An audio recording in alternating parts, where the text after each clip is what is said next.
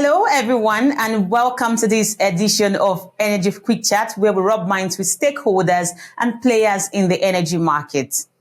The 2024 edition of the Investing in African Mining Indaba kicked off on February 5 to 8 in Cape Town, South Africa, under the theme Embracing the Power of Positive Disruption, with an aim to encourage and support the needed change which the African mining industry needs to move forward. Joining me now is Peter Major, mining investment professional and director at Modern Corporate Solutions in Cape Town. So the Minerals Minister addressed the current licensing backlog during his opening remark earlier in the week. Why has it taken this long for the processes to begin? Justina, you're asking a question that 63 million South Africans have been asking for many, many years, especially since Gwede Montash became our mining minister 4 years ago, and he promised we would have a modern cadastral system to record all the mining and prospecting licenses like almost every other country in the world has. And we thought, wow, it's taken him 15 years to admit that. Shouldn't take him too long to get it, because the best cadastral system we know in the world is manufactured in Cape Town, and it's used in more than half the African countries. So they've worked out all the bugs. They've been using it for 20 years. Gee, you can walk across the street, buy this. Hopefully the guys can implement it in a couple of weeks, and you can start putting all the licenses on it. So why did it take 3.9 years to finally say, okay, we're buying a cadastral system? And then he announced that we're going to make our own cadastral system, and we're hiring 3 different parties to do it. So I swear, Mr. Montash's sense of humor knows no bounds. He likes making jokes at his interviews, and we thought this was a joke, but it looks like it's the truth.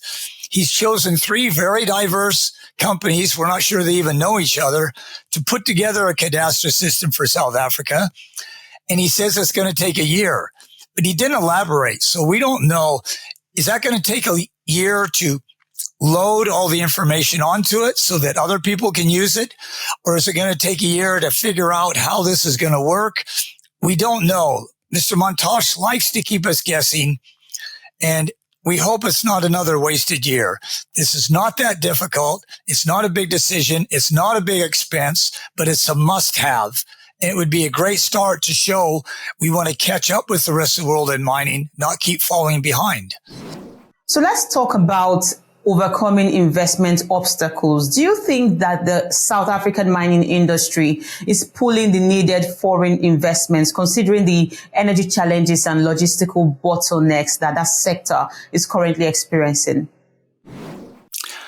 It's going to be really hard for this country to overcome the obstacles and blockages to creating new mines and to bring in foreign investment. We've seen there's been hundreds of billions of disinvestment from South African mining the last year, and with good reason.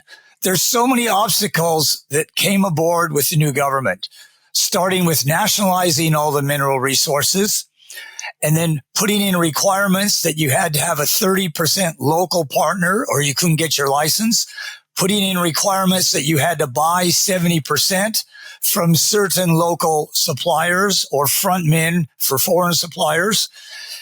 And to add to that, those obstacles for foreign investment and even local investment, we now have a real energy crisis.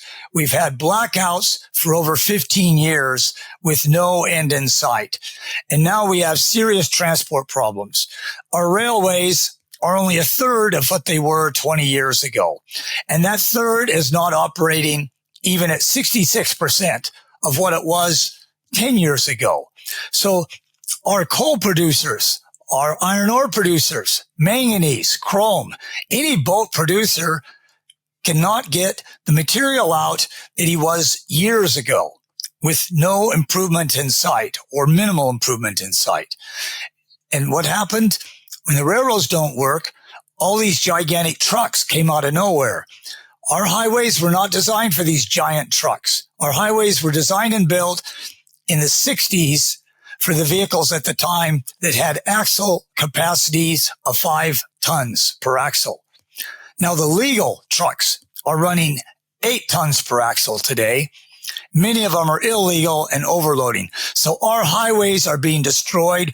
We're killing more people in a month on the highways than we ever killed the last 10 years per year in mining. It's horrendous. You've probably seen it on TV. So these are really big obstacles. Lack of transport, lack of electricity, rising prices for transport electricity, and thousands of new regulations that the mines are expected to abide by. It's just put off all foreign investment that you can see, and it's put off most local investment in mining. I hear you, Peter, but I just want to ask, has there been a drop in investment flows, or it's been a balance on both sides? No, I really think, I don't have the figures in front of me, but I think it's almost a linear downward slope. We have less and less money being spent on prospecting. We have less and less capital expenditure if you add it all together. As you see, we've gone from 62 gold mines to probably 12 gold mines. We're probably going to be down to 6 or 7 in 2 more years. We have 6,152 abandoned mines. Most of those mines would have been economic the last 20 years. We've been in a super cycle since 2003, a 20-year super cycle for commodity prices. And yet we have closed many more mines every year than we've opened. So we need some big changes starting from the top down in government if we're going to reverse this disinvesting trend. You have to entice foreign investors. And every year the competition gets harder. More and more countries all over the world are begging investors to come in.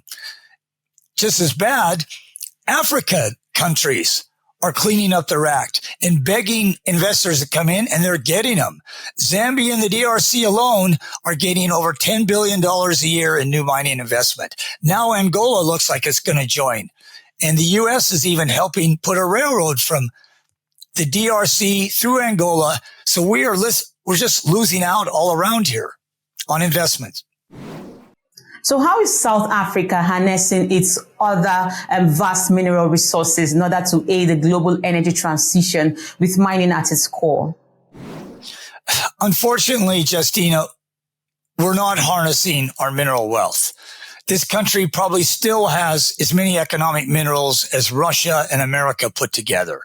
But because we're deindustrializing, because we're placing policies and legislation on the books that deter foreign investment, that put off current investment, and even our local mining companies, they're spending more money on risky overseas investments than on stabilizing and growing their mines here because they don't see a return.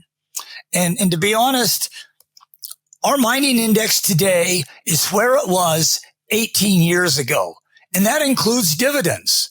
Now, how do you encourage foreigners to put money in here when you have had no growth in your mining index in the last 18 years? And those same 18 years was the greatest commodity boom the world has seen in 5,000 years. So we're not harnessing what God and nature have given us. Our peak was probably in the 80s when we harnessed the most of our minerals put together. Now, looking at the future of mining, the mining sector in Africa and South Africa, what's your outlook and across the continent as well, even as the global economic uncertainties continue to hover?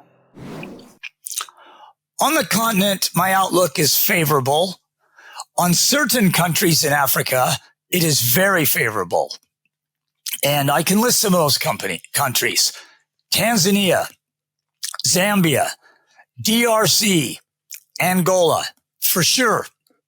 Those 4 countries, very favorable. Kenya, favorable.